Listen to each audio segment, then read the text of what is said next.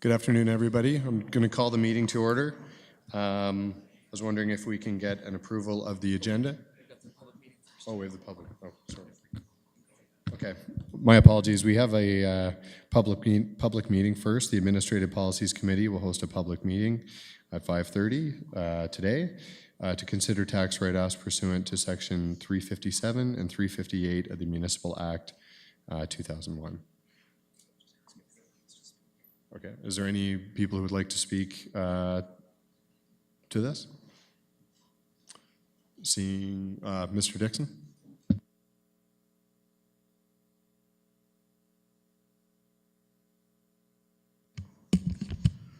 So just very briefly, Mr. Chair and members of the committee, my only question is, how are we doing as compared to other municipalities of comparable size in Ontario in this respect? Like, do we have more uncollectible taxes that we're writing off, or less, or way more, or way less? I know this item comes up in this committee on a regular basis, so might not have that information at hand, but I would like to have that inquiry examined and reported back. Thank you. Thank you, Mr. Dixon. Mrs. Kennedy. Thank you, through you, Mr. Chair. So the way that normally we would benchmark this against other municipalities, we tend to look at our total of uncollected taxes as a percentage of our total levy. And the city historically has been fairly low. I've seen them up as high as 20% of an annual levy. We run somewhere around 4 to 5% of the total levy of uncollected in a year. So we look at the actual balance as opposed to the write-offs. I would say with write-offs, as the committee knows, we've had a couple of instances the last couple of years where we've had some large ones, particularly the Queen's properties that went to exempt. But on a general basis, in terms of these, we're fairly consistent and usually within budget each year. So nothing that's too far off the mark.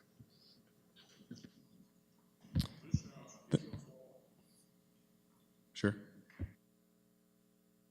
Thank you, Mr. Chair, for the privilege. Thank you to staff for the answer. And I'm wondering if there are uncollected taxes on a property over a period of time, whether the city would take steps to seize the asset and sell it, or what are the steps that are taken in that case? Thank you. Ms. Kennedy. Through you, Mr. Chair. So there is a process for properties that currently are in arrears for 3 years or more. We can start a tax sale process, which is a legislated process to put to tax sale and to get the proceeds to pay off the taxes and any additional charges. There is another report actually we'll be speaking to tonight on the agenda where the province has changed the rules that we can do that in certain instances within 2 years now, and that will be before the committee tonight. Thank you. Are there any other people who'd like to speak to the tax write-offs in Section 357 and 358? Seeing none, I will close the meeting and I'll call the meeting to order. Do I have a mover for an approval of the agenda? Councillor Stroud, seconded by Councillor Schell. All those in favor?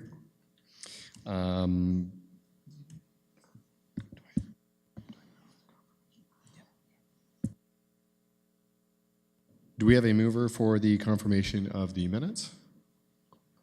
Councillor Schell, seconded by Councillor Osanik. Are there any errors or omissions anyone would like to bring forward? Seeing none, we'll vote on the minutes. All those in favor? And that passes. Are there any disclosures of pecuniary interest? Seeing none, we do have a delegation on the we do have a briefing on the addeds by Kim Brown, Manager of Infrastructure and Development, which we can move to now. Good evening. I'm Kim Brown with the City's Engineering Department, and with me is Mark Campbell, our Acting Director of the Engineering Department. And I'm here this evening to give you a bit of an update. It's not, okay, pardon me. give you a brief update on where we are with the motion to extend the patio season into the month of November, and just let you know some of the outcomes that we've had to date. To remind you and give you a recap, we started out a while ago with a motion to investigate the month of November, and we also are considering the month of March, and we were in front of admin policies earlier this year to give you a recap of some of the internal findings of our evaluation of those 2 months.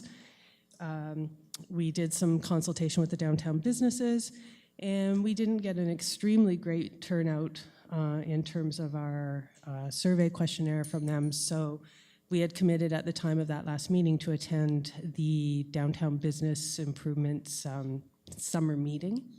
Made a brief presentation at that meeting, and there were no questions, no comments, nothing.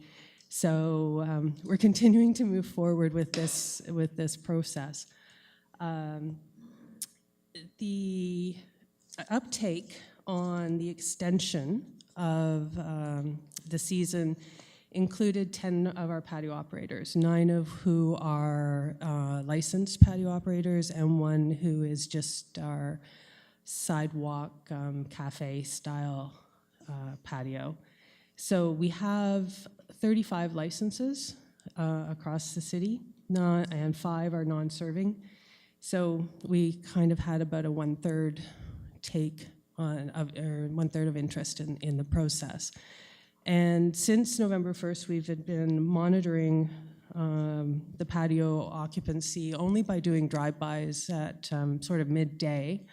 And to date, in the first week that we've been implemented, we haven't actually seen anybody participating or utilizing the patios.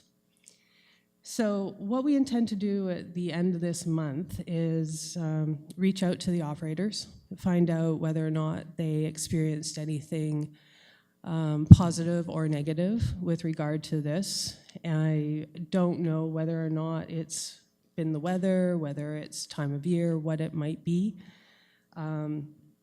We'll continue to put together all of the information that we've had in the past from the internal circulations, and we'll be coming back to admin policies in the new year with a summary of the findings, some input back from the restaurants, and most likely a recommendation for your consideration in terms of moving this forward. We're anticipating some inclement weather this evening, but I don't believe that it's going to be sufficient enough for us to ask them to dismantle. We will check in the morning. And we had committed to providing a 48-hour notice to them, but the weather hasn't been such that it's confident enough to probably move that forward, because the snow for Kingston isn't as extreme as some other parts of Ontario at this point. I think generally that is the summary of what I wanted to share. I'm not certain if there's any questions that you would like to ask of staff. Thank you. Do we have any questions from the committee? Seeing none, thank you. Thank you. Moving on to business item A, I believe we have 9 reports or somewhere around there this evening. Business item A, tax write-offs pursuant to the Municipal Act 2001. Could I get an introduction from staff? Mrs. Kennedy. Thank you, Mr. Chair. So the tax write-off report is before you. We have a recommendation to write off approximately $58,000 of taxes, and that includes a school board share of about $18,000. This amount is budgeted within the current year budget, so there'd be no effect on the overall budget with respect to this, and there is an appendix that lists the specific properties. Thank you. Do we have any questions from the committee? Seeing none. Any questions from the public? I think Mr. Dixon may have already asked a related question. Do I have a mover to bring it on the floor? Councillor Bohm, seconded by Councillor Osanik. Any further discussion or question or comments? Seeing none, we'll call to vote. All those in favor? That passes unanimously. Moving on to business item B, 2017 External Audit Plan. Could I get an introduction from staff?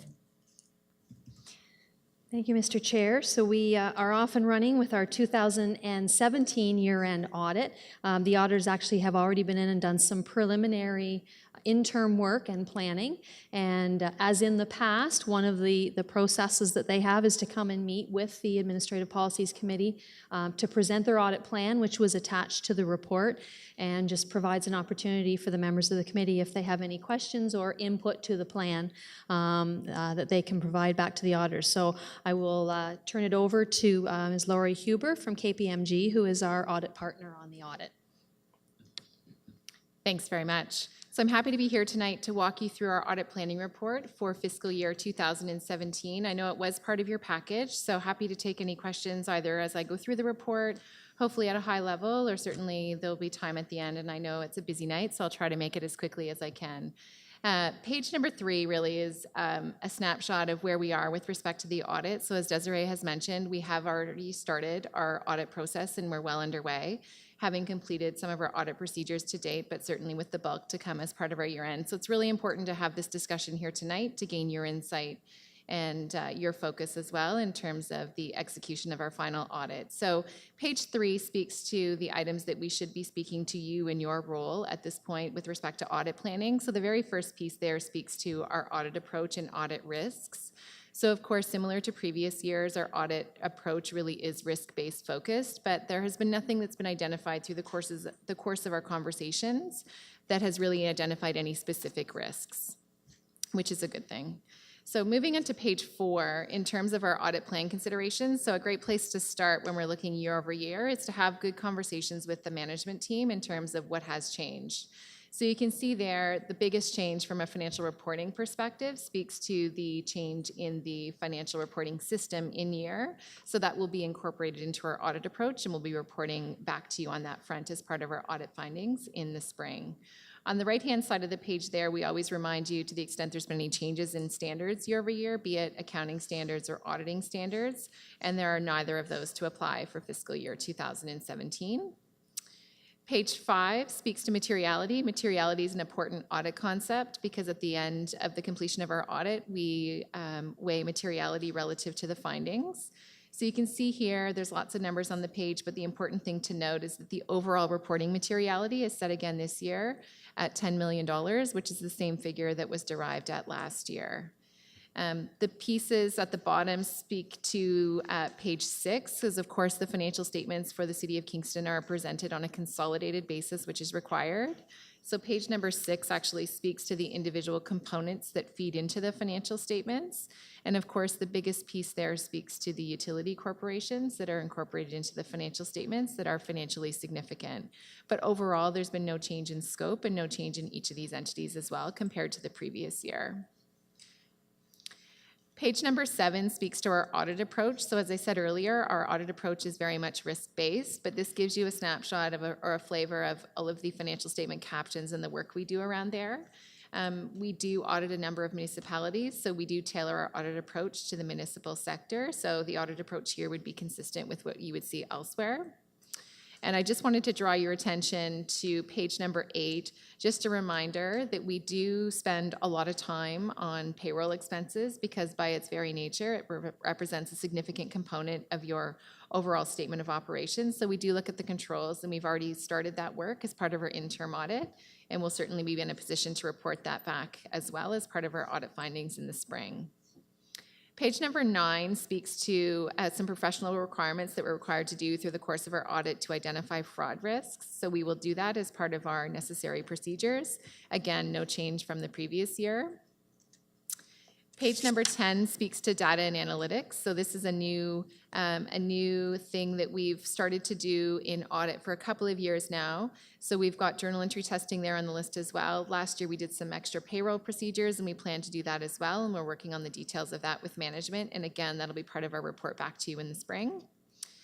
Page number 11, I won't spend a lot of time on, but it's always good to have some conversation around audit quality. So the picture here is rather than a lot of words on a page, to give you a sense of all of the things that go on behind the scenes to make sure that each and every year we are delivering a high quality audit. Page number 12 speaks to the team. So the team is virtually identical to what we would have presented to you last year. Rebecca Prophet, who's in the audience here tonight, is the audit senior manager who's worked on the city for the last 8 years. So she brings a lot of breadth and depth of experience. Page number 13 speaks to the audit cycle and timetable. So you can see here we're having our discussions in November, and we'll be back in a position. Our planned hope is to be back at this committee in May with the results of the findings of our audit. No significant change there year over year. As we work our way through the appendices, Appendix 1 you would have seen, as well as Appendix 2, so I won't spend any time on those this evening unless there are any questions. Appendix 3, I wanted to just spend a couple of minutes on, speaking to the things that we should have conversations around at the planning stage. So for your information, the engagement letter that is addressed to the CAO has been included in this package for your reference. And of course, the audit planning report that we're going through here tonight. And then the other piece that's important from a planning perspective speaks to the required inquiries. So this is part, again, of our professional standards, particularly around fraud risks. So we will be having a separate conversation consistent with previous years with the chair in regards to each of those items there. Moving through the next few pages, the engagement letter does go on for a few pages. I'll stop at Appendix 4. Appendix 4 is on page 18 of this report, and it speaks to lien and audit. So lien and audit is something new and it's something different, and we're very happy to say that the City of Kingston is the first audit that we've actually applied this on. So kudos to the management team for being innovative with us as we go along this journey, which is new and different. If any of you have had the benefit of doing any lien projects in the past, it's certainly something that takes audit to a whole new level. So we are working with the team with respect to HR and payroll and working on the outcome of that process. So it's something new and different, and I thought might be of interest to this committee. And the very final appendix, so Appendix 5 speaks to new auditor reporting. I put that in there for information. The audit report that we know today is changing. Standards came out this summer, so it is new, again, just in terms of completeness. And Appendix 6 speaks to current developments. So your financial reporting framework is under PSAB. There are some PSAB changes coming for next fiscal. So we're working on a seminar actually for our PSAB clients here in Kingston to be delivered in January that management will be certainly invited and encouraged to attend to make sure we all stay on top of those. So in summary, we're well on our way with respect to the audit for 2017 and happy to take any questions if there are any on our report. Thank you so much. Do we have any questions from the committee? Councillor Stroud. Thank you. Thank you for a very efficient presentation. I'm not familiar with the term lien in this context. Could you tell us where that comes from and maybe just elaborate a little bit more about why this is an innovative, like how it helps us? Sure, thank you. So lien as we know it has been incorporated into the audit. So basically I can tell you what it looks like. So we're required under professional standards to get an understanding of all of your significant accounting activities and your processes. So typically, historically, it's written documentation over several pages that's updated annually through conversations with the management team. So what we did this year, for example, to incorporate lien, we had the process owners sitting in a room with us for the better part of a half a day in a particular process with brown paper on the wall, starting from the beginning of the process to the end of the process, sort of mapping our way through what the process looks like today, identifying pain points and observations about things that maybe could be done a little bit differently and potentially some more efficiently as well. So we're working with the team in terms of the output of that and where it goes to the next step. So we've embedded it into our audit process in the sense that we are required to get that documentation anyway. We're doing it in a different fashion. Any further questions from the committee? Seeing none, do we have any questions from the public? Seeing none, I'll ask for a mover to put the motion on the floor. Councillor Bohm, seconded by Councillor Osanik. Any further discussion, questions, or comments? Seeing none, I'll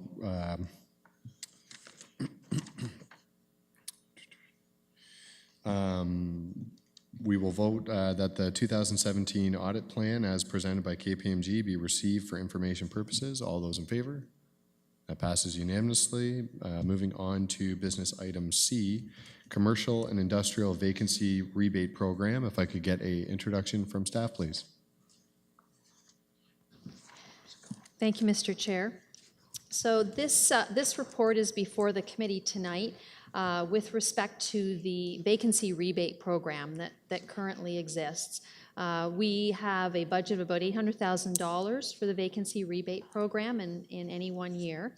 And in the 2016 Provincial Economic Outlook and Fiscal Review put forth some options for municipalities, some more flexibility around the program. So the vacancy rebate, as well as the tax class reduction program for vacant land that has a reduction in the tax class.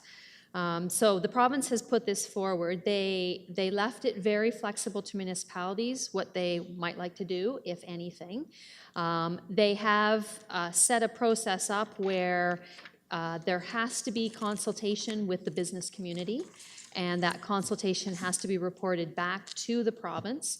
All the information and the recommendation goes back to the province, and then it will be done through a regulation. The reason for that is the province is trying, on one hand, to try to maintain some consistency across the various municipalities. I can tell you, though, we're starting into this and looking, we have a few municipalities that are ahead of us a little bit, some that are about the same spot that we are with this. I can tell you that there's not a lot of consistency, so I'm not sure exactly how the province thinks that's going to work, but we're seeing a lot of different options and a lot of different things that are out there. So we've brought this before the committee tonight, first just to give a bit of background on what some of the options are and some of the changes might be. And within the report, I think on page 6, there are some different options that have already been proposed by other municipalities. So things like adjusting the rebate or the reduction rates either up or down, some consistency across property classes for those rates, the potential of applying a declining type of rebate or limiting the eligibility. So rather there's an ongoing, there would be a limit of, say, out of a 10-year period, someone couldn't apply for it for more than 3 years. Tailoring it to more specific local uses. And probably the most common one that I'm seeing, particularly in some of the larger municipalities who are a little bit ahead of us, is phasing it out or ending the program. So I would say the majority of those that are looking at getting rid of it are phasing it out over maybe 2 to 3 years. I'd say 2 years is probably the most common one that I've seen. So as I said, the province has definitely expressed an interest that they want to continue to ensure competitiveness and therefore a consistency across the province. And in that regard, then they are requiring that, that this consultation with the business community be done and that the results of that are reported back to them as part of the final recommendation. In our recommendation tonight, we are recommending that we do a full public consultation, not just the business community, and have been working with our strategic communications department and our new public engagement framework to come up with a plan in that regard. And I certainly see that in what we've seen with some of the other municipalities that have already gone through the consultation process.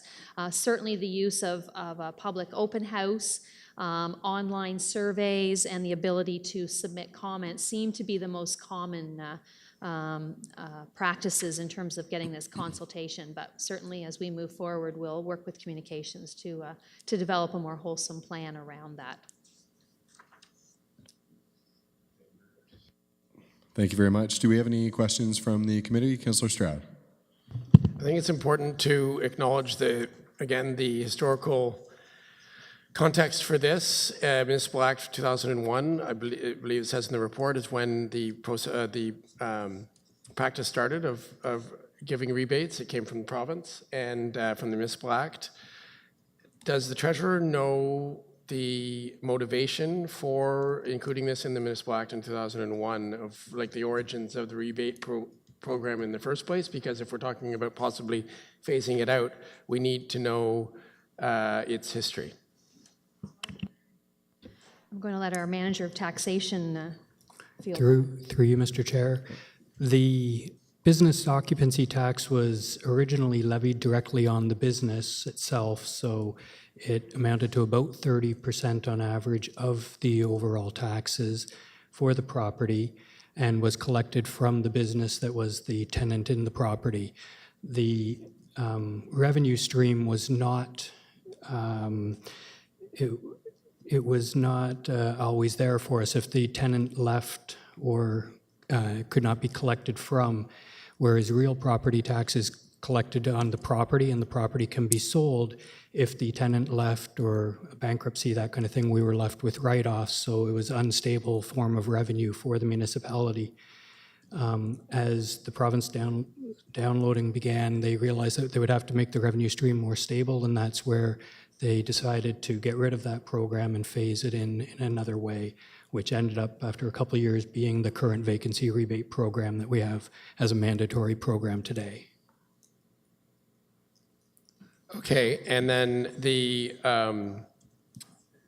changes that we're contemplating now are also originating at the provincial level, I understand. But as we see in other instances, there's some discretion given to the municipalities, so that's kind of the point that we're at now. We have to have the conversation provincially, we've been told, but there's some discretion about how we do it. Is that it? That is correct. Okay, I look forward to the next stage, to the next report. Thank you. Thank you, Councillor Stroud. Councillor Rochelle. Thank you, Mr. Chair. I think I should get this clear in my head. I've heard about this rebate for many years. So it's in 2001, the process changed, but the ability to reduce the property tax on commercial businesses has been around for quite a long time. Isn't that right? If the property is vacant. Longer than 2001? So when there was the business occupancy tax, sorry, through you, Mr. Chair, when the business occupancy tax was there, if there was not a tenant, there would not be the tax on the business. It would just be the real property tax. Then for a couple of years, they tried to do it in a different way where if there was not a business in the property as of November of the year, they could apply to have it returned in the vacant subclass for the next year. But if they missed that deadline, then they had to do an appeal and it wasn't working very well. So within a year, they brought in the vacancy rebate program that is mandatory now and has allowed for vacancy rebates since that time. Okay, thank you. It has been something I've heard about, many people talk about it, especially in terms of the downtown, that it's not fair that a business that's empty gets a tax cut. Is how people perceive it. So I'm really pleased that the province has presented this, and I can see why a number of cities have already eliminated it. It just makes it seem more fair, and the perception was that it's easier to leave a business vacant if your taxes are lower. And I realize the public doesn't quite understand how it all worked, but that was the perception. So I hope we turn to, say, what Belleville has done, or others have just reduced it and then gotten rid of it in a fairly short time. I'm sure in the public you'll hear a number of comments of different types, but I like this. Thank you. I've grown to hate the word perception. Are there any further questions from the committee? Seeing none. Any questions from the community? Mr. Dixon?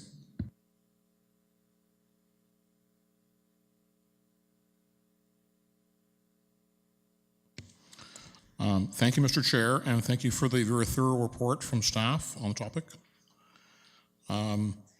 It seems as if we're going to be removing a disincentive, right? So that's a very good thing.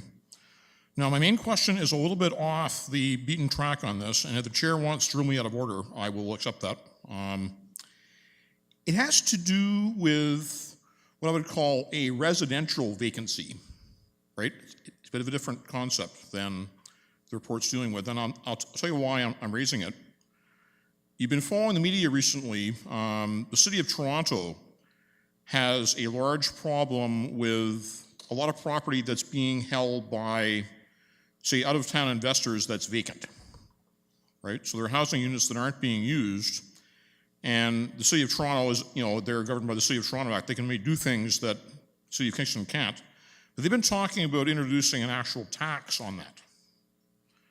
And there was an article in the Whig Standard last weekend on a realtor based in Toronto who is doing property sales in Kingston, and I'm wondering how many of those are actually vacant. So I know it's off topic, and I said so, but I'm wondering if that might be on the record, and if staff may be able to, maybe not now, but to maybe give an indication as to whether this might be a policy for the city. Thank you.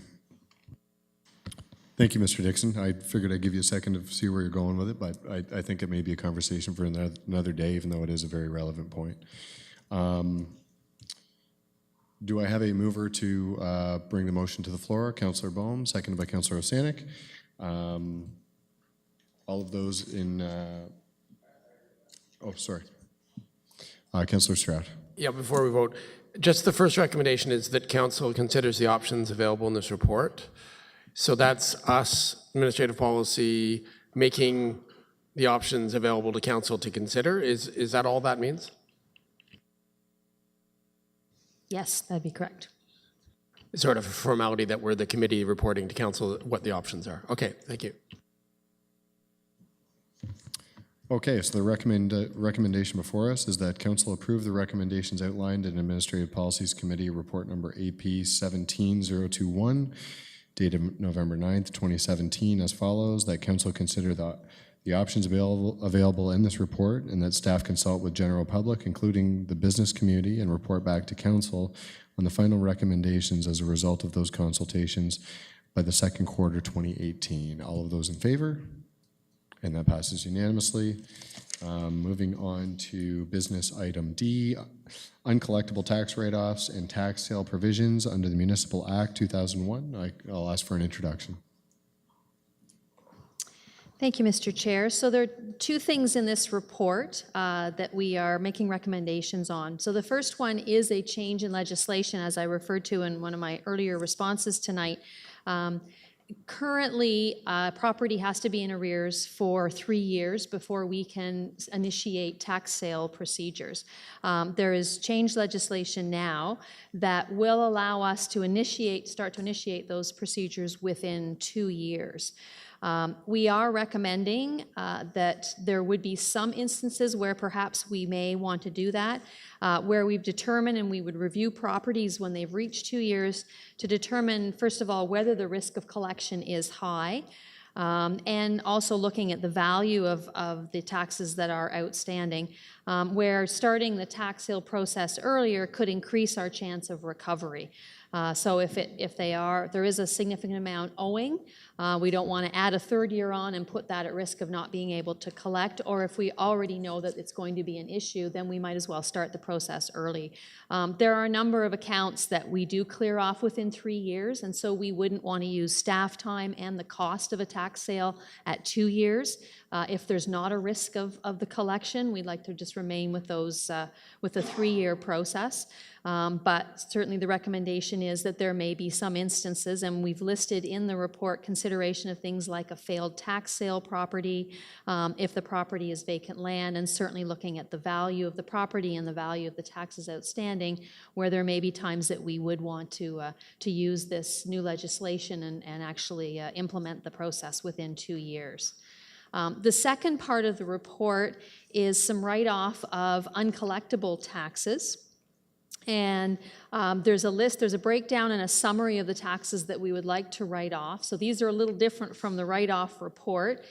These are ones that are definitely uncollectible, and there's a number of reasons why they are. There are some properties where it's not appropriate to conduct a tax sale.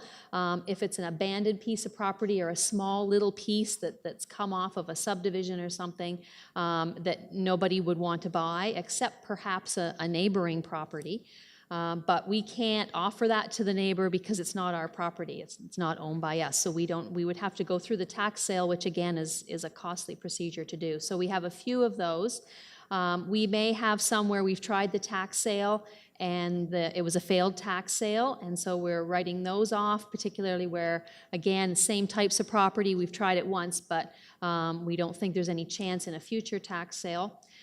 We have a couple on the list tonight where there's been a failed tax sale, and we believe if we write off a partial amount of the taxes based on the value of the property, we may have a successful tax sale again, and so we'd like to try it again with a lower amount, so we're recommending some write-off of that. And then we've got a couple of properties where we do just have some errors in assessment roll. It was duplicate assessment, and the roll was invalid, and they just need to be written off. We haven't done this, I believe, since amalgamation. We haven't actually cleaned this up, and this is really just a cleanup to get some of these off of the outstanding taxes. And we haven't done that since amalgamation. Going forward, we'd like to do this, assuming that we'll have the properties on each year. We would come back each year and do this cleanup process once a year. From a financial considerations, these taxes have all been expensed already as a write-off, so council will remember, the committee will remember, we do have an allowance that we set up at the end of each year as part of our audit. We look at things that we know are not going to be collectible, and we actually expense them and do an allowance against them at that point in time.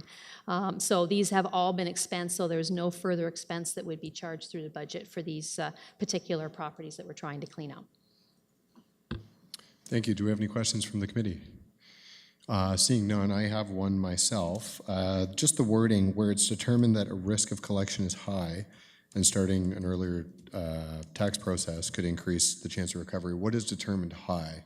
Like, what would be an instance? Sorry, through you, Mr. Chair, what we're trying to say with where the risk of collection is high is that we feel that by allowing the taxes to accumulate, we may not have a successful tax sale when we do take the property. So if the value of the property is very low and the taxes are accumulating, we would want to move it quicker so that we can sell it successfully at tax sale. But in assessing that situation, based on assessing it one better than the other, would you not be discriminating against one person versus another, like one property owner versus another property owner? We would be looking at properties that have perhaps outstanding property standards orders where they've been asked to do work on the house to keep the house from being in jeopardy that is not being performed. That would be one area where we would try to push quicker on, or where it's potentially contaminated lands that may be vacant that we'd be looking at sell, or where there's been previous tax sales that were unsuccessful. Okay, thank you. Mrs. Candy?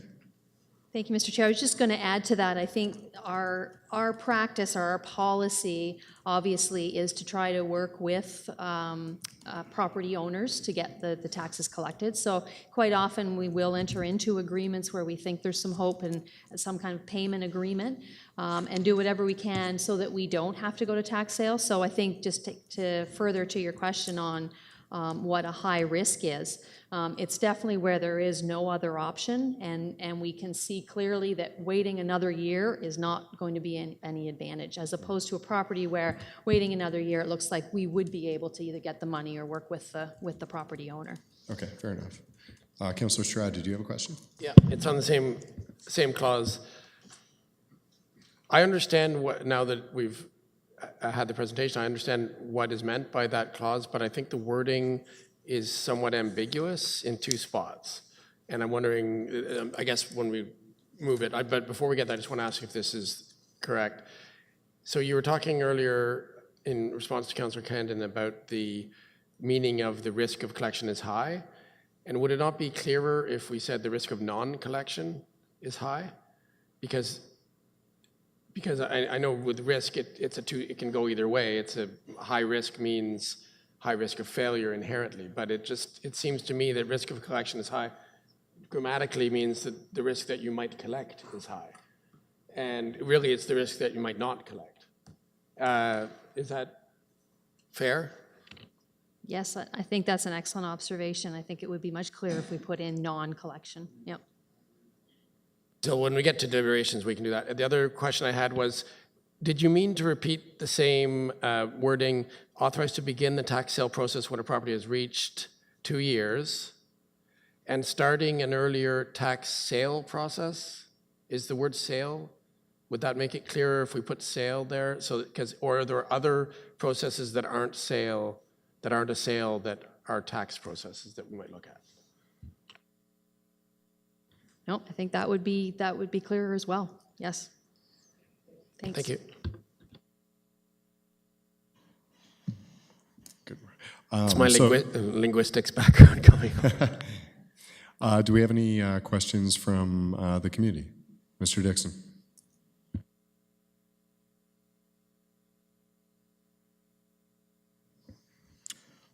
Thank you, Mr. Chair. And thanks again to staff for very detailed explanations and to the questions from the committee. I'm wondering if we can go to page 64, which has a property listing, uncollectible taxes pursuant to, and so forth. I guess I've got some questions on that. Is everybody at that page right now? Okay, so I guess the first question, looking at the total write-off column, which is the third column from the right, and the items 5, 6, and 7. So we've got 3 items totaling over 200 grand out of the 250 grand. So I'm just wondering if there's any comments from staff as to those particular items. Going up 2 lines and over 1 column, we hit the number of years column. And we see items number 3 and 4, we've got 12 years and 14 respectively. So I'm just wondering why that's so long before it comes to this stage of realization. Have staff been tracking this in the past, and have they been granting leniency or whatever? So just worry about that. 2 other minor points. Looking at the address column, I see there are actually 7 of the addresses of 13 that have a 0 attached to them. So like 0 Carlton Street, et cetera. So that seems to be sort of curious, where other properties, for example, like number 5 has 819.5 Montreal Street. So I'm just wondering as to the lack of detail that's supplied. And then on the first one, there's a typo there, Wellington Street, to take out the S. And then just a question of that is whether that's the city or Barrowfield, because there's Wellington Street in both. So just curious. I'm wondering why sort of things are as the way they are, and maybe you can get back to me on that, or maybe put it in the record somewhere else. I don't expect a full answer right now. Thank you. Mrs. Kennedy. Actually, I'm going to turn that over to Mr. Walker, but I think we've got some concise answers for those. Through you, Mr. Chair, for the spelling mistake, you're correct. It should be Wellington Street, and that is in the city. Towards the properties that have the 12 and 14 years, those are previous failed tax sales, which were not appropriate to bring to tax sale again. Regarding the large value properties, those are previous failed tax sales that we are now bringing down to where they will have 2 years of taxes so that we can bring the property to tax sale again to hopefully have a successful tax sale.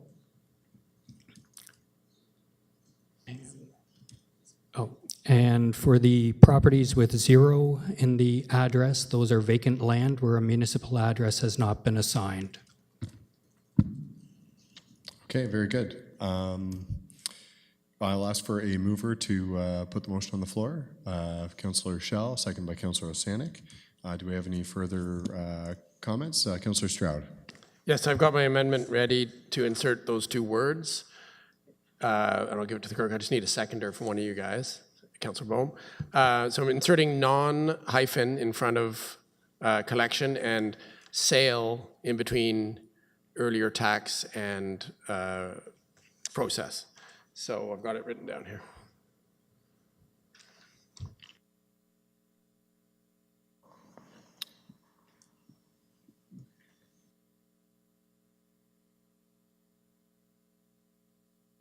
Seems pretty straightforward, but do we have any discussion on the amendment? Seeing none, I will call to vote. All those in favor? That passes unanimously. Do we have any further discussion on the motion as amended? Seeing none, I will call to vote. All those in favor? That passes unanimously.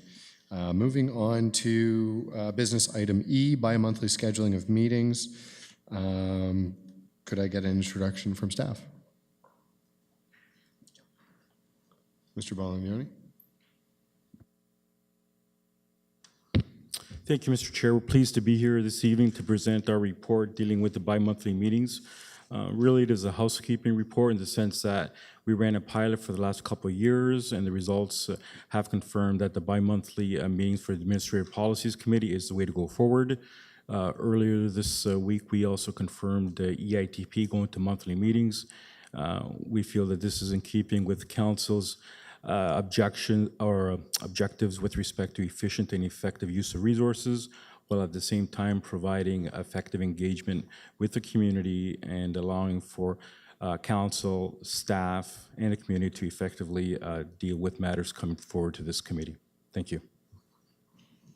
Very good. I think that summed up almost everything, but do we have any questions from the committee? Seeing none, do we have any questions from the community members? Seeing none, I'll ask for a mover to put the motion on the floor. Councillor Boehm, seconded by Councillor Oosterhoff. Do we have any discussion on this? I think Councillor Boehm summed it up in our last meeting with a related topic. Councillor Stroud.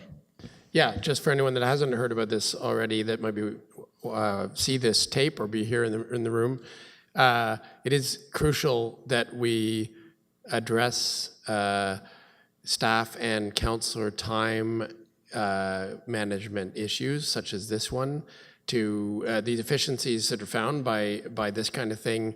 In other words, taking away 6 meetings a year and then being able to add them when needed, rather than having 12 standard meetings, whether you have urgent business or not, is definitely going to save several hours of my time and of staff time. And if you multiply it by the number of people here today, it seems a bit of a no-brainer. Thank you. Very good. Any further discussion? Seeing none, the recommendation is that commencing in 2018 calendar year, Administrative Policies Committee meetings be scheduled every 2 months with the option for additional meetings at the call of the chair. All those in favor? All opposed? And that passes unanimously. I wasn't sure where Councillor Stroud was there. That's okay. Moving on to business item F, review of building bylaw. I'll ask for an introduction from staff.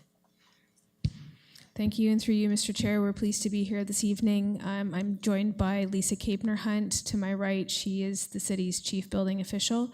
So we've been working on this, on an aspect of what's before you this evening for a period of time, and that came to this committee previous in terms of the fee review that we did, the comprehensive fee review for building services.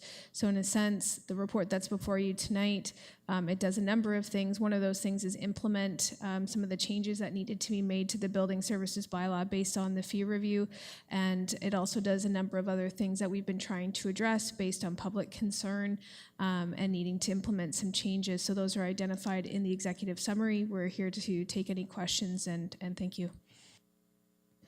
Thank you very much. Do we have any questions from the committee? Councillor Schell.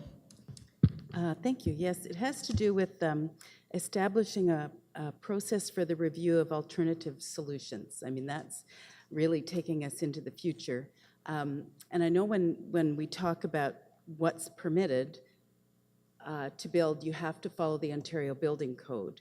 So is the Ontario Building Code opening up with new alternative solutions, or is it sort of as people come to cities to say, I want to use, say, a type of siding that isn't permitted or a type of septic system that isn't normally permitted? Is it going to be sort of people and municipalities pushing the province for these alternative solutions, or how are we going, or is this all up in the air? How are we going to figure out how we can approve solutions that right now may not be permitted under the Ontario Building Code? Through you, Mr. Chair. Alternative solutions were introduced into the building code quite a while ago. Just recently, we're starting to see more and more applications for alternative solutions. The code allows us to review alternative solutions to make sure that they meet the same level of safety for performance and design that's provided for in the building code. So if they can demonstrate that they can meet that same performance level, with their alternative solution, then we can accept that solution, and the chief building official is the only one who can review alternative solutions to ensure that they meet that level of safety. We have put provisions in with this bylaw to the building code allows us to put prescribed processes in for these types of applications. So the amendment here includes the alternative solution application process. So we do have an application form that we've introduced where the applicant has to provide all of that submitted information for us to review. We've also added some areas into the bylaw so that we can vet it out to professional engineers if we need to get some advice on some of the proposed designs. Thank you. That's kind of what I was thinking might happen. Like it's going to add to the workload, but in the long run, the result we're hoping is more efficient building systems. I mean, people are coming up with new ideas all the time. So there will be discretion for our chief, you, to say yes to things that might not be used provincially at the moment. That's what I'm hearing. Does that sound right? Through you, Mr. Chair, that is correct. Do we have any further questions? I have one myself. This here in front of us seems like something that wouldn't happen frequently. Would I be correct to make that assumption, or is it something that happens more regularly than one would assume? Through you, Mr. Chair, in terms of alternative solutions? Yeah, a lot of municipalities are starting to see an influx of innovative designs that are coming in.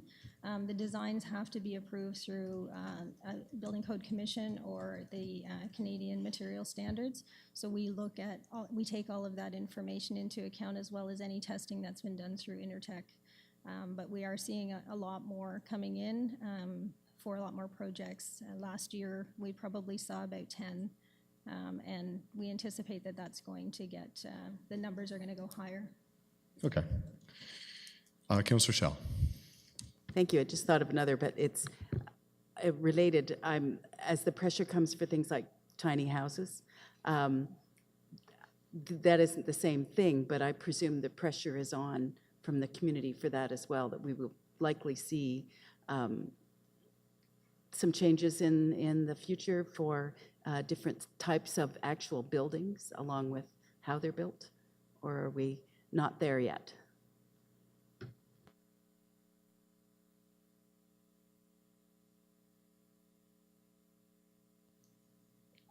Through you, Mr. Chair. In terms of tiny houses, if they're over 108 square feet, they would have to meet the provisions that are in the building code. If there's any materials that they're putting in there that they could determine would meet the same level of performance, we would take a look at them to see if it's something that we could approve. Any further questions from the committee? Seeing none, I'll ask for questions from the community. Mr. Dixon?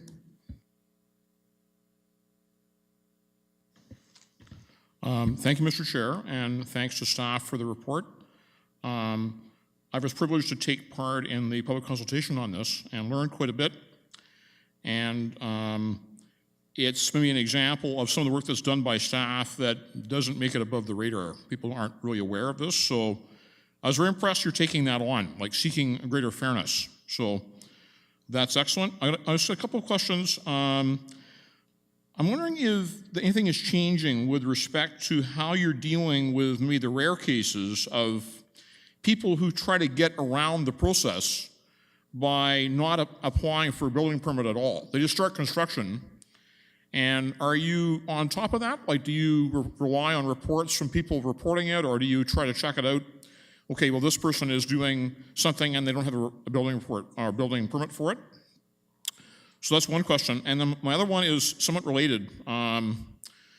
We probably remember the situation over in England a little while ago where they had this horrible fire and it wound up being blamed on sort of exterior cladding that was basically not very fire resistant, and the apartment building, it just got charred in very short order with huge loss of life. And the same material is usable in Canada, but only up to, say, a certain height.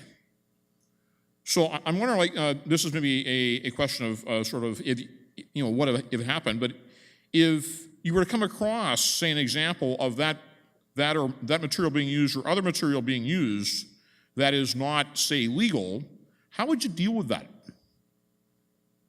So again, I don't necessarily need an answer right now, but I think it's an important enough case that maybe people should be aware of how the city would handle that, just because it's been an important item in the media recently. Thank you. Thank you, and through you. So on the question of a legal building, there are varieties of ways that as a municipality, we are working on the way that we address a legal building. Sometimes the information comes to us by way of a neighbor. Sometimes the information comes to us by way of coming in for a business license, for example, and then that triggers us to look at the zoning, and it also triggers us to look to see whether or not there's been a legal building. Sometimes it comes to our attention through the fire department if there's a fire order on the property or a fire inspection has taken place. And sometimes it comes to our attention because our inspectors are out working in the field, and if they see a site where there's ongoing construction and they don't have any knowledge of a regulatory process, that can give them pause to look at the property as well and to see is there a building permit, have they gone through the regular process. So there are a variety of ways that that information comes to us, and we do follow an enforcement process under the building code.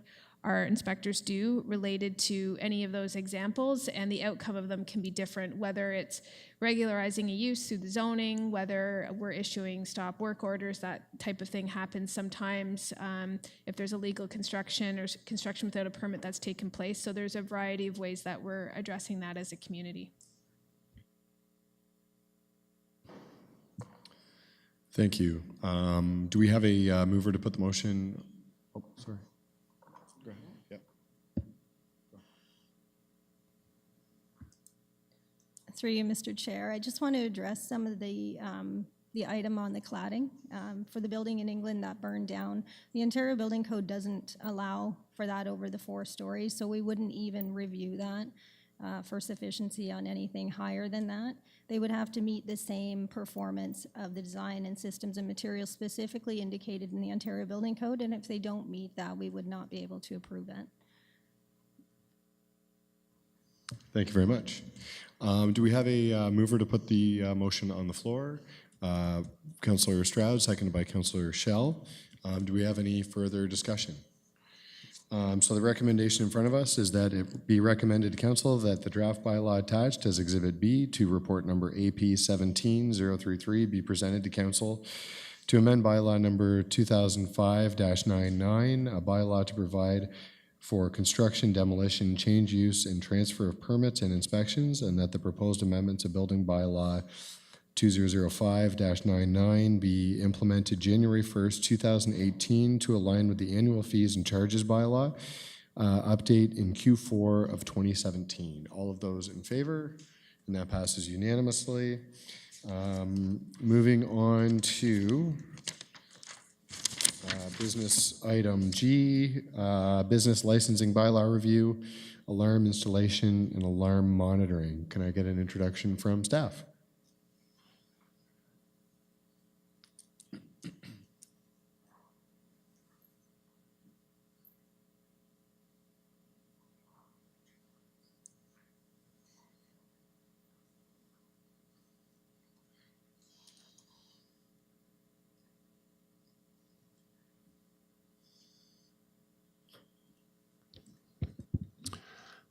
Through you, Mr. Chair.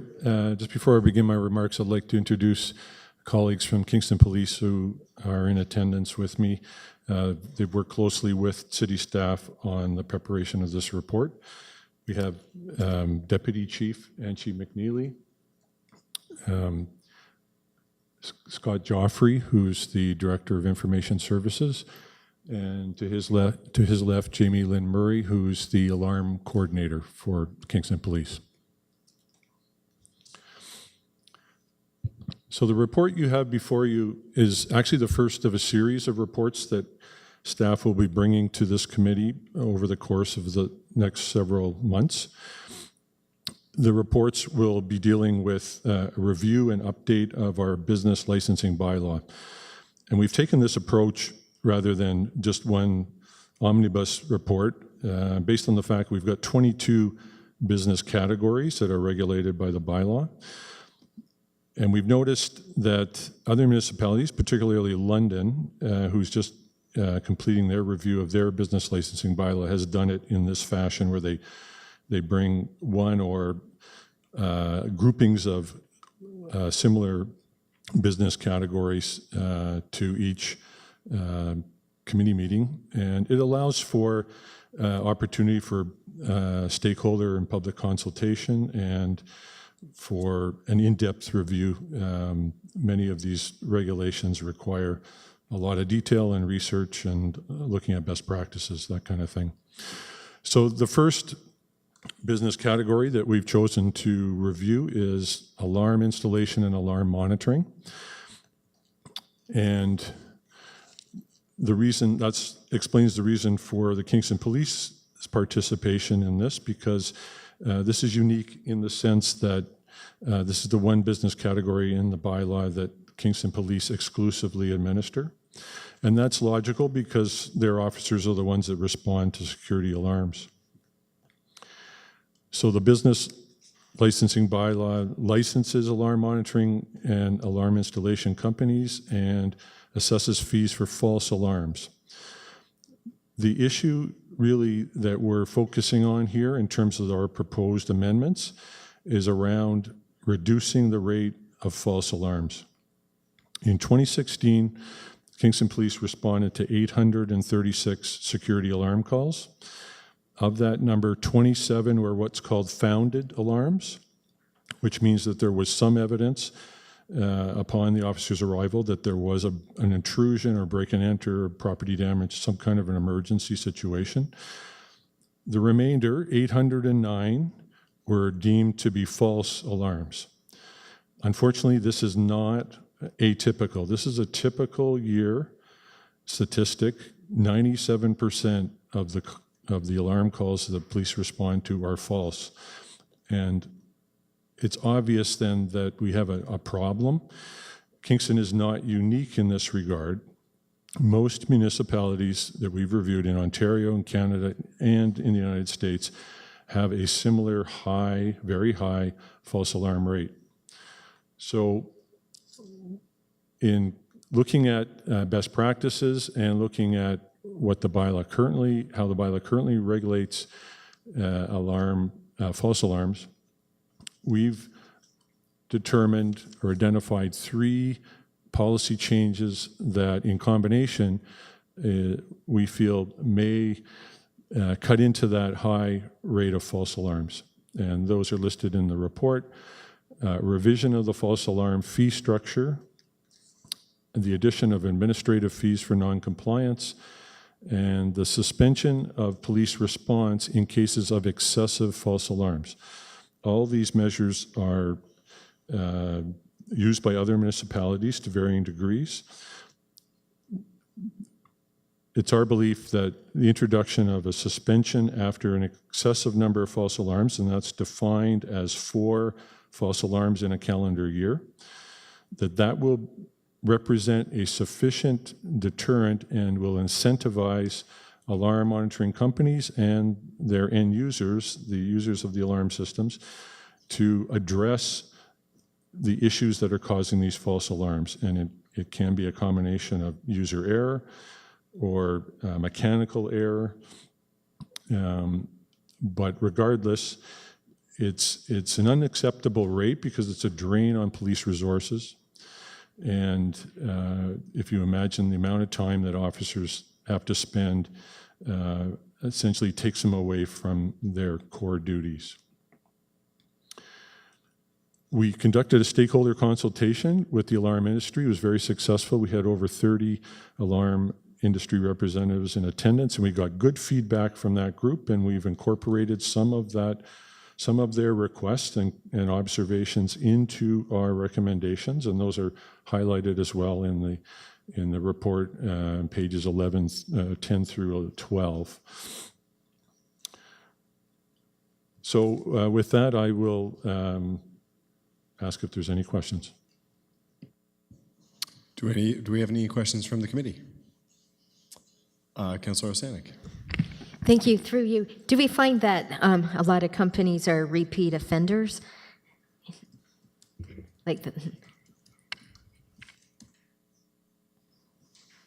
Through you, Mr. Chair, I would say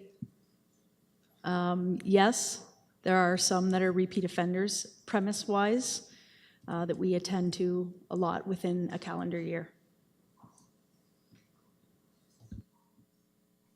Any further questions? Councillor Straff. Okay.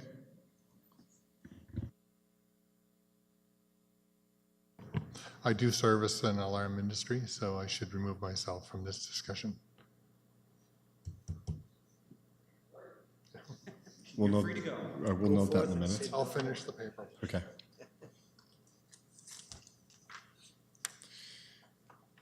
Do we have any questions from the community? Seeing none? Oh, sorry. It threw me off. I snuck in. I snuck in. My only concern, I know that some years ago there were really excessive alarms, false alarms at Queen's, and I know that our fire department at the time, there was a motion that went through in the 90s in the old city that made a kind of cascading fine system that increased fines. But if I remember rightly, and that definitely served as a deterrent. I remember at the time the talk about not responding to an alarm. The fire chief of the day said that there was some hazard with that kind of a position as far as fire went. I'm curious how you would define excessive, and wouldn't a cascade of charges for responding to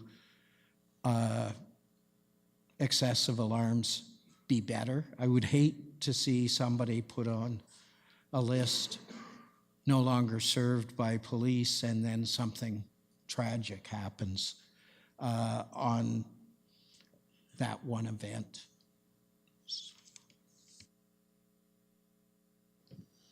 Through you, Mr. Chair. The existing fee structure does have that graduated increase. The first response, the first alarm in a calendar year is actually no fee, followed by incremental increases for the second through the fifth false alarm. We found, however, that has not demonstrated the effectiveness that it's intended to create. And so one of our recommendations is to actually standardize, have a flat rate of $120 for each false alarm, including the first one. So we're proposing that we remove the first alarm free in a calendar year, and that every alarm would be charged $120. That figure, it represents the cost to the Kingston Police of the response and the follow-up paperwork and administration. So our thought is that that will better capture or more closely capture the actual or full cost of police response to false alarms. And secondly, removing that first alarm free will just hopefully be a subtle reminder for alarm monitoring companies and their end users to be sure that their systems are well maintained and that the end users are familiar with how to operate them. The fire department has its own, there is, as you may be aware, a standalone bylaw that regulates false alarms for fire departments. There's some similarities with these regulations, but there's enough that is different that it justifies its own fire alarm bylaw.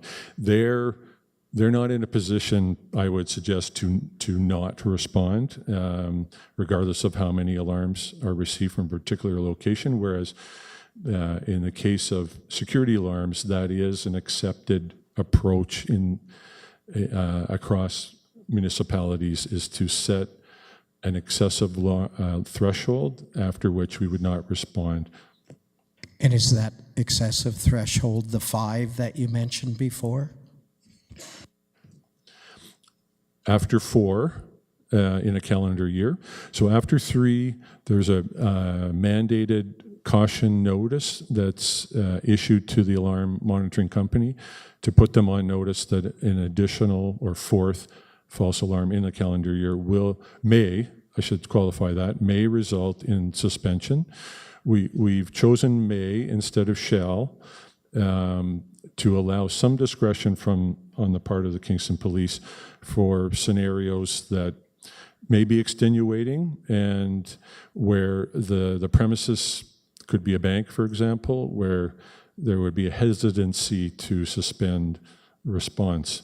But certainly high value properties like that, the expectation would be that they would correct those false alarm issues prior to receiving the 4th. Thank you. Okay, another question from Mr. Dixon. Thank you, Mr. Chair, and thanks to staff for the detailed data on the alarms. Now, my question is getting at the numbers there in a bit more detail.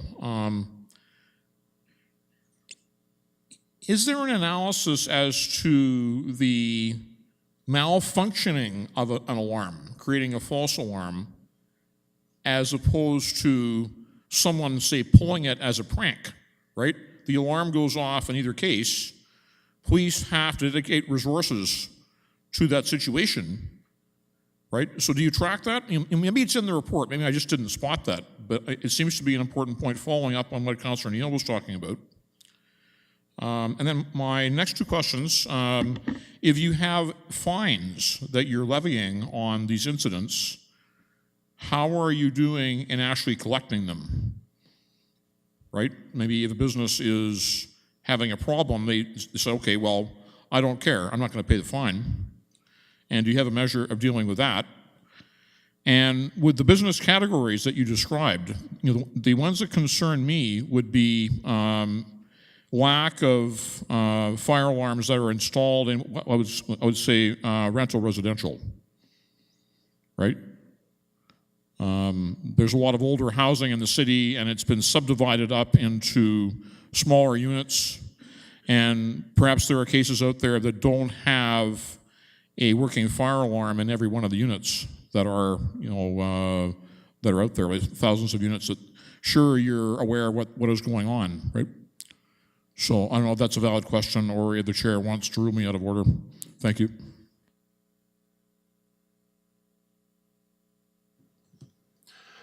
I can speak to your first question, and perhaps I'll ask my colleague Jamie Lynn Murray to speak to the collection of fines.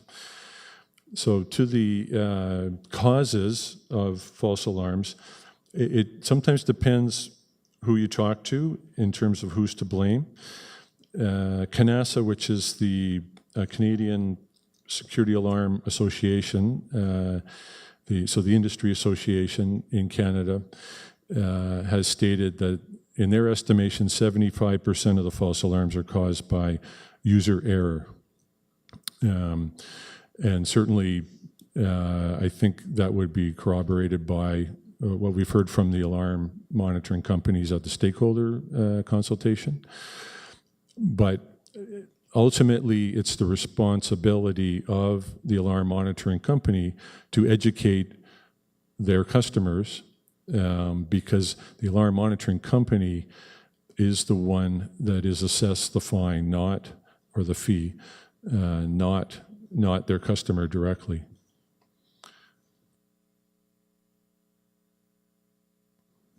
Through you, Mr. Chair.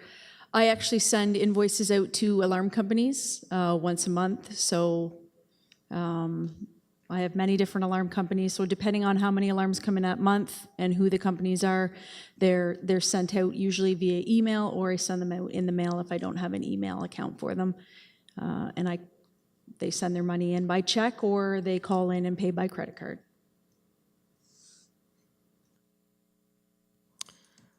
Very good, thank you. Seeing no further questions from community members, I'll ask for a mover for the recommendation. Moved by Councillor Schell, seconded by Councillor Bohm. Do we have any further conversation? The recommendation before us is that it be recommended to Council that the draft bylaw attached as Exhibit A, report number AP 17-037, be presented to Council to amend bylaw number 2006-213, a bylaw to license, regulate, and govern certain businesses, and that proposed amendments to bylaw number 2006-213 take effect January 1st, 2018 to align with annual fees and charges by bylaw update, and that the proposed amendments to bylaw number 2006-213 be presented to Council to receive all three readings to allow for the amended bylaw to take effect January 1st, 2018. Any further discussion? I'll call the vote. All those in favor? That passes unanimously. Moving on to business item H, access without fear policy. Can we get an introduction from staff, please?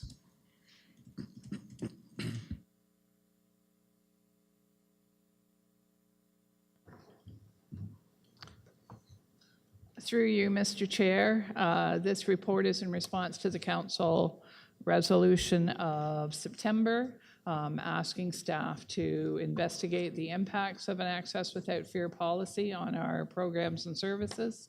And as you can see, the report's very short because there weren't a lot of impacts. We only have one department in the city, Housing and Social Services, that is legislatively required for access to some of our programs to ask questions about immigration status. Otherwise, the questions are not being asked, and in no cases is information being reported if we find someone whose immigration status is pending or is in question. So it was a pretty brief report, and we took the next step to provide you with the draft policy with input from Solidarity Kingston and some of our community advocates, and based on similar policies in other communities. Questions, Councillor Bohm. Thank you, Mr. Chair, and through you. So I just wanted to make sure I understood this quickly and summarize it. So it seems like there's only a few times where we actually would have asked for that status, and that's a legal requirement. So that can't change regardless of any policy. And in all the other instances, we weren't asking really anyways, or if we were, it was kind of not really intended to be, or it would have been maybe perceived that we were trying to find out their immigration status, but it was more just trying to get some ID. So that's where the training will come in. And then in the end, all we're doing is kind of formalizing a best practice with our policy that we kind of already had and just kind of dotting the I's and crossing the T's. So not a whole lot's going to change here in the grand scheme of things. We just basically established that we don't do this anyways unless we're obligated to, and here's a formal policy. Is that a pretty good summary of it? Through you, Mr. Chair, that's an excellent summary.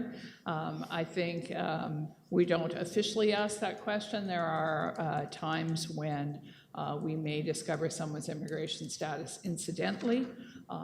For example, if we're asking somebody for identification, they may use their immigration papers as a identification.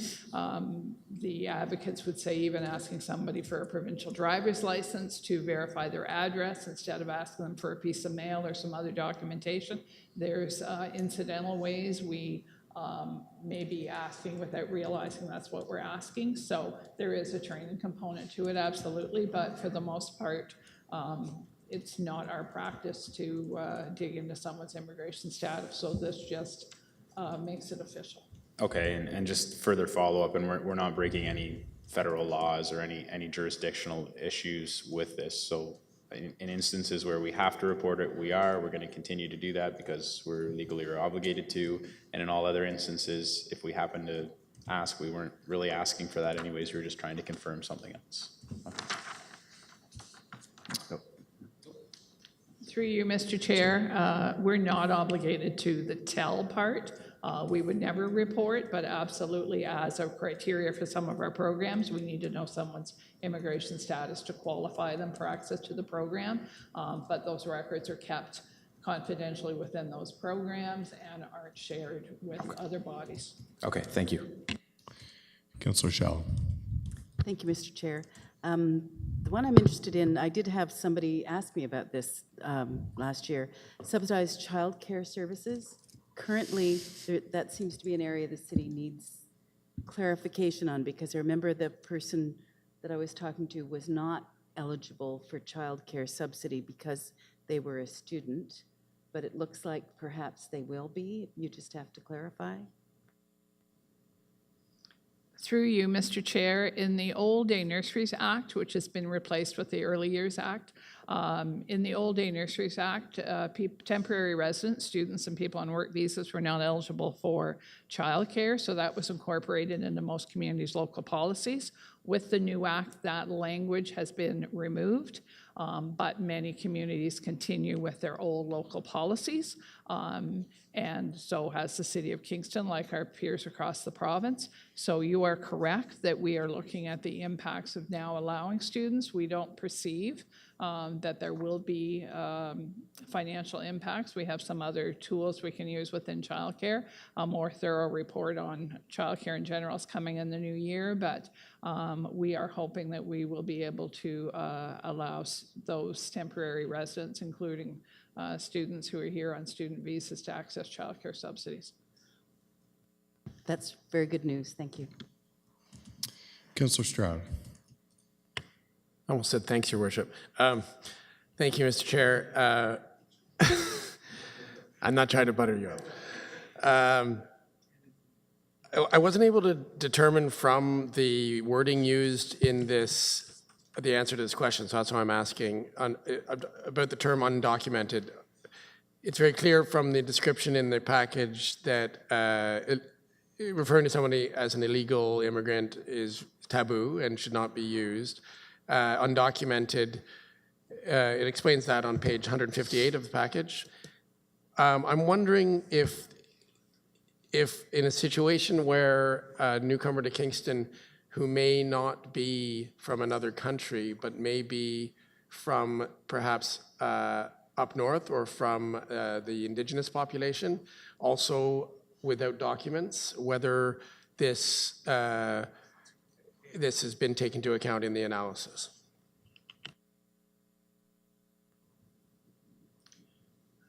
Through you, Mr. Chair, no. We didn't look at the Indigenous population specifically. I can tell you that from the research that I've done and inquiring with people who know more about this topic than I do, that many undocumented people had, for example, our example of people on student visas, they've remained in the country beyond the length of their student visas, and therefore they are undocumented, but maybe in the process of trying to get documentation to stay here, but for many reasons haven't left the country.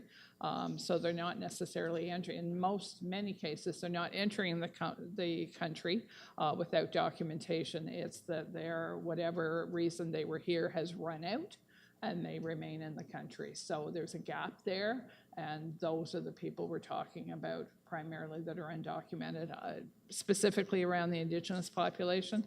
I'm not sure what the answer to that question would be. I'd have to do some more research on that. Well, it brings up the other question, which would be anyone without identification, and that would also include homeless people and amnesiacs. So I'm wondering if maybe, I don't know whether this happens and how common this is, but if someone presented to an agency with no documentation at all and no ability to obtain it, or no knowledge of how to obtain it,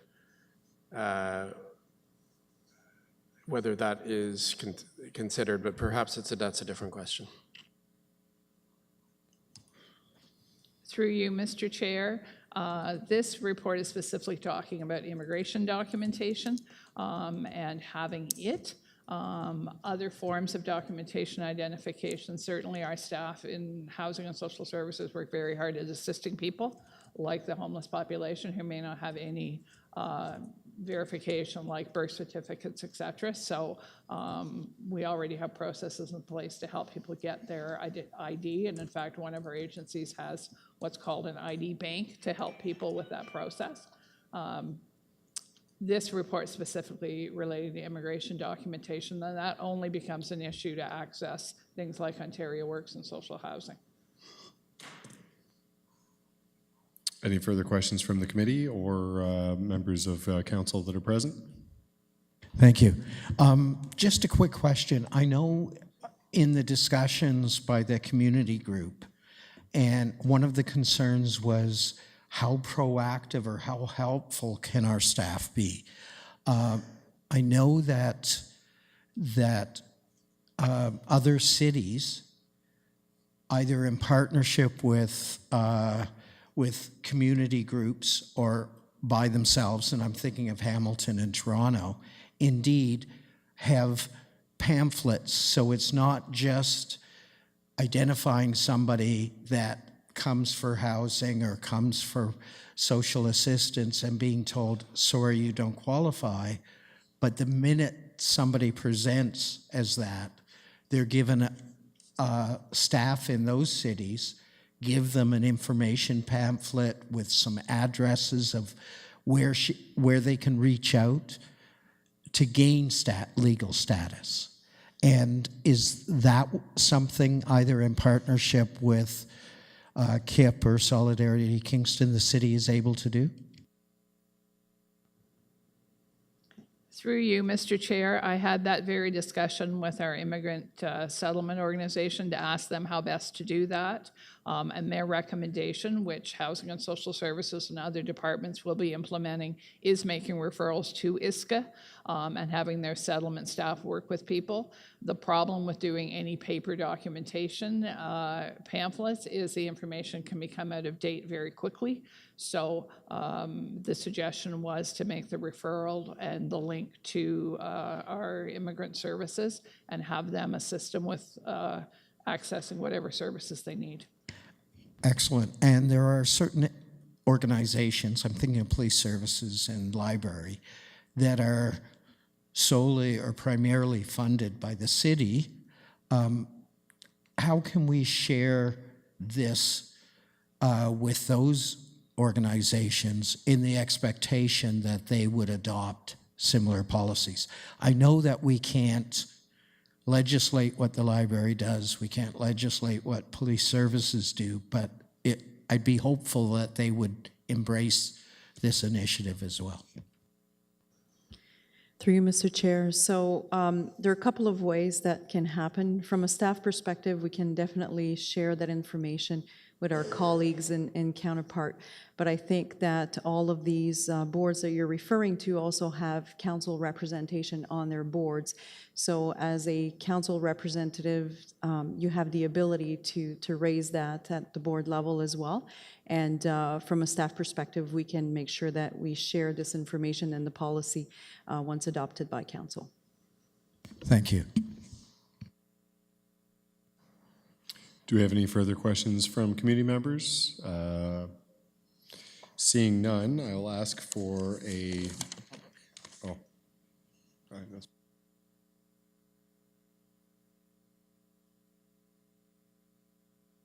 Do I have any further questions from the public? Mr. Dixon? Just have one question. I want to thank staff and council for their work on this. Really important. And there was a very strong community focus on bringing the policy forward. So that's very commendable.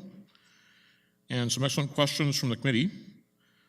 There's one case I have. You go into the clerk's office and you can buy a license to get married for $100 and some odd or whatever. And maybe at that point you have to present ID, right, to be able to show who you are. are there cases there where, say, someone doesn't have ID and they want to get married? I'm just wondering how that case is dealt with. Thank you.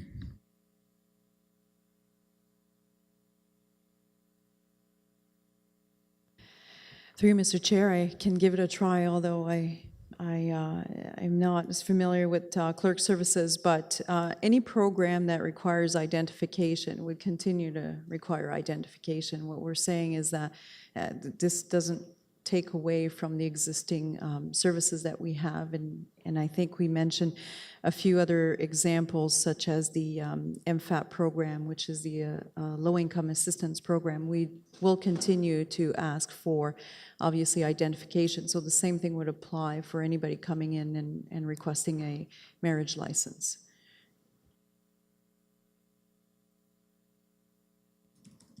Councillor Neal.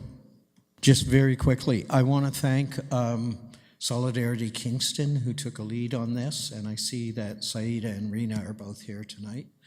And I want to also recognize Carl Flecker, Ruth Nordegraff, also, and Madeline worked very hard on this. I miss our Wednesday morning breakfasts at Northside, but they worked for months on this, and the mayor isn't here, but I'm really thankful that he willingly took the lead and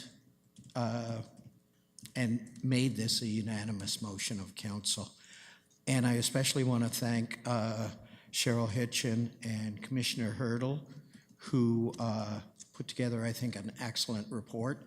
And right through the reporting process, I understand they continue to be receptive to input from the community.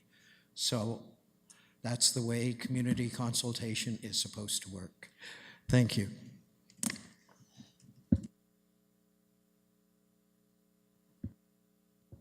Okay, do we have any further comments? Seeing none, do we have a mover for the recommendation, or for the motion, or the recommendation? Councillor Oosterhoff, second by Councillor Schell. Do we have any further discussion on the recommendation? Seeing none, we'll call the vote. All those in favor? And that passes unanimously. Moving on to business item I, Rideau Crest Board of Management. We'll need a mover and seconder to resolve into the Board of Management for Rideau Crest Home. Moved by Councillor Osanek, seconded by Councillor Stroud. I'll ask for an introduction. Thank you, Mr. Chair. You have all been given the package containing a report from August through to the end of September of 2017.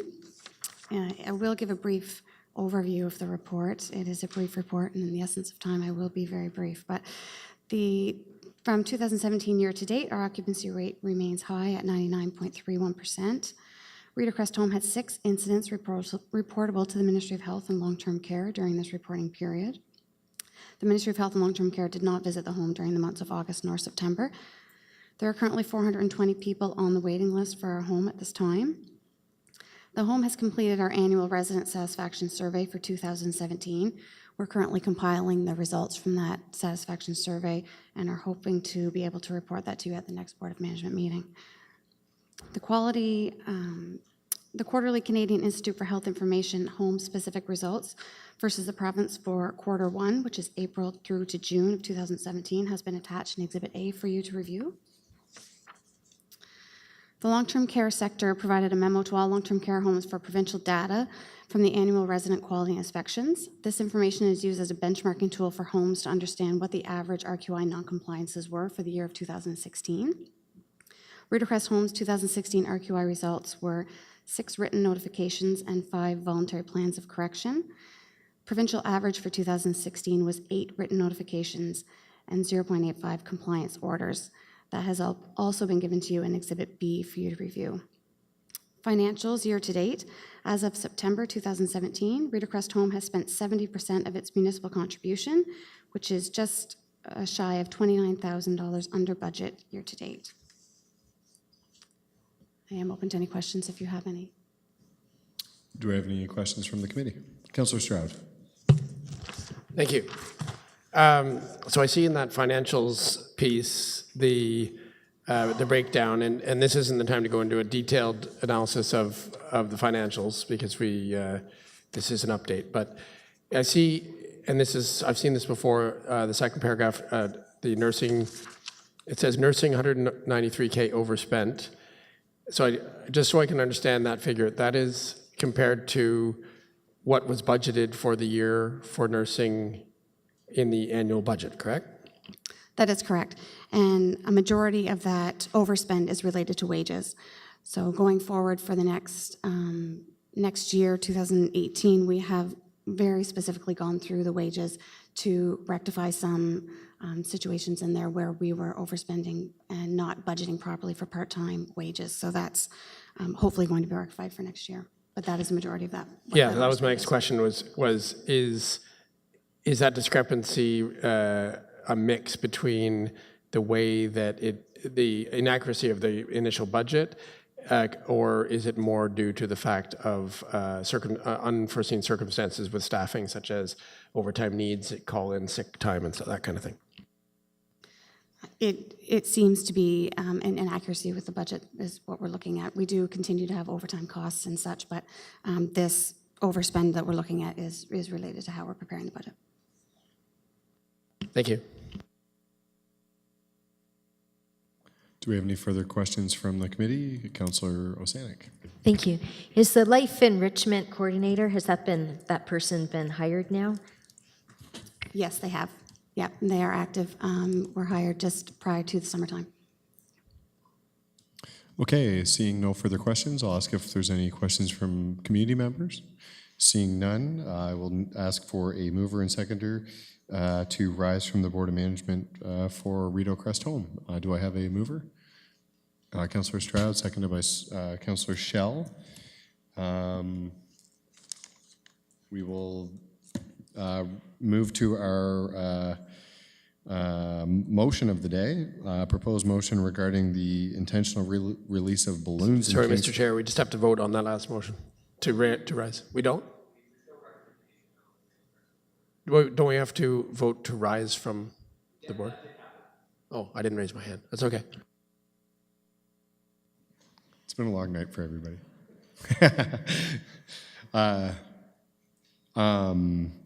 So moving on to the motion, moved by Councillor Osanek, seconded by Councillor Stroud, whereas some ceremonies in Kingston intentionally release latex or mylar foil, all right, mylar foil balloons outside into the sky as a symbolic action.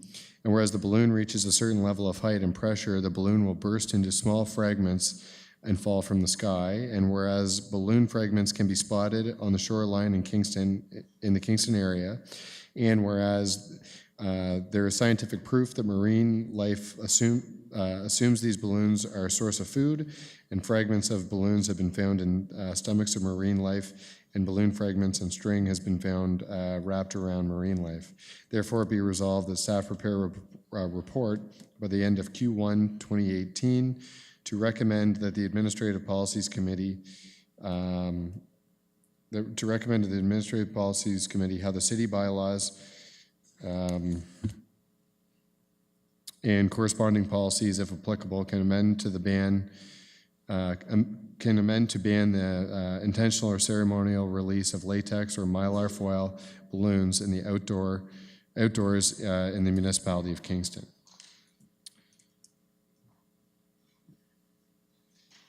Councillor Osanek. Thank you, Mr. Chair. So I just have this one-page fact finder. So how this came to be was that in September, there was a newspaper article about a ceremony that was going to happen in one of our city parks, and it was going to have a release of balloons. Some people sent me that article, said, is that true? Can it really be allowed? And I checked with staff, and it's true, it really can be allowed. And like before that, I have been involved with Pitching Kingston. These are just two that I found back in the spring, and I was going to day camps this summer, trying to tell kids, this is why we don't release balloons up in the air. You can just see how damaging it will be. And Sandy Pines, they say that they find these strings, right, like ribbons tied around seagulls and blue herons a lot. So there's a problem out there with all the shoreline that we have. So I started looking into it after that September event and saw that Toronto and Hamilton, they don't allow the intentional release or ceremonial release of balloons in their city parks. Clarington, they have a bylaw. They attach it to their litter bylaw, so it affects not just city parks, but all of the county of Clarington. And I have those bylaws, and I'll forward them to staff. There's other countries and there's lots of states in the United States that have banned it. Vancouver tried the ban. And that was actually in September, right around the ceremony of event that happened in Kingston. But for Vancouver, they took it too far. They said no balloons, period, in city parks. And then you had all the clowns. They actually protested. And so I wouldn't want it to go that far. I don't want to protest up a bunch of clowns coming from Toronto or so, like to Kingston, together for it. Like, balloons are fine, and they're also definitely good indoors. It's just the release of them for ceremonial events. And there's a lot of information on this one website, too, about balloon lanterns, lighted lanterns into the sky. They can be classified as balloons, and there's pictures of owls that, have been entangled with lanterns. So lanterns seem to be really bad. Sky lanterns is what they call it, sky lanterns. They seem to be very harmful to wildlife as well. So there would be exceptions to the bylaw, and that would be weather or scientific balloons. We're not going that far. It's just basically the latex or the mylar balloons that you get, at Party City that says 2 or 3 years. Those are the, your birthday, those are the ones that shouldn't be released outdoors. And public education, should also be part of it. So, postings on our website, and we can also give environmentally friendly alternatives. So apparently funeral homes, they allow ceremony releases of balloons, and we should try to discourage that. And, like people, if they still want to release something to the air, this one website has, you could blow bubbles, even giant bubbles. They're all good, or have pinwheels or candles, kites, do drumming instead, have floating flowers, release them, or wildflower seed packs.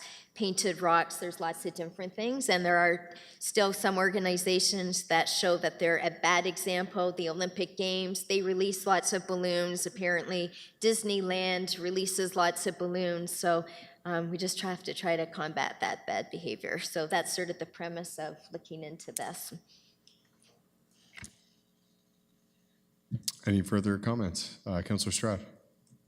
Thanks. I gladly second this motion. I think it shows great foresight on your part, Councillor Stanek.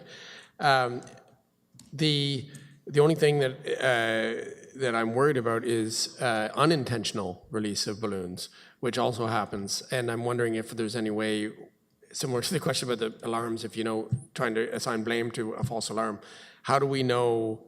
I mean, obviously, we don't want to. We want to discourage intentional release of balloons, which is what this motion would do. Unintended release of helium-filled balloons has the same effect, and especially with children's parties and stuff in backyards and things like that. Like, I'm just wondering if that would be subject to the report. And I'm just looking at the wording here. City bylaws can be amended to ban the intentional or ceremonial release. Because it's very hard to ban unintentional action, but we may need to revisit this to capture that the unintentional release, because it seems to me that we might actually have to one day look at just banning those mylar balloons that are helium filled, because they mostly end up in the atmosphere no matter what you do. Even if you don't mean to release them. They go out windows and doors, and it can happen. I've been at birthday parties where it's an accident and it's gone, right? You just let go for a second. So just food for thought. I don't need to amend this motion, but I think we may need to revisit it in the future. Thank you. Any further discussion from the committee? Councillor Sanik? That's why I was trying to say intentional, because I know that, yeah, you can't really stop a little kid if they accidentally release it. But concerning the clowns, that's why I put that part in there, that if there is an entertainer, you know, like making animals out of balloons, that maybe rather than just give the balloon that's shaped in a dog to a kid, if there's any way, and I don't know, maybe this is way too advanced and there's nothing out there, if we could try to say that entertainers have to, you know, have a string wrapped around, and then when they give it to children, you know, try to secure it to clothing or their wrist or a stroller. I'm not sure if that's even possible, but that's why I didn't say unintentional. It's more like, because there will definitely be some unintentional releases of balloons, but that's where then to public education, will I sort of bring it to the forefront and make people feel more guilty if they don't secure balloons and, you know, their child's balloon goes up into the air. No fine, but just make people think that that's bad. We should do whatever possible to hang on to these balloons until we get them back to the house. Councillor Stroud? Your last comments gave me an idea. So the balloon animals that are made by clowns and so on, if they're buskers, they're blowing them up with their own breath, right? So they would drop if you let go of them. But many of them may use helium as well with a little canister, right? And that's Mylar balloons tend to be filled with helium, and it doesn't say anything about helium in this motion. And if there's no helium in them, they can't go in the atmosphere. The Mylar ones, yeah, the ones that people are releasing. And just add the word helium filled or something. Because then you wouldn't have to worry about the clowns that are blowing them up because they're not helium filled, right? Ban the intentional or ceremonial release of helium filled latex. We could just add helium filled in there. Okay, well, I'm going to make that amendment then. Could that be friendly? I think we can, if friendly? You're both the mover and seconder, we can make that a friendly amendment. Yeah, and I didn't think, yeah. Filled, so we're good. Thank you, Mr. Clark. I didn't think of it before we started talking about it. Okay. Okay. Great. Any further discussion? Seeing none, we'll call to vote. All those in favor? That passes unanimously. There are no notices of motion. Is there any other business? Seeing none, correspondence, no correspondence. The date of our next meeting is to be determined, and I'll ask for a motion to adjourn. Councillor Stroud, seconded by Councillor Oosterhoff. All those in favor? We're adjourned.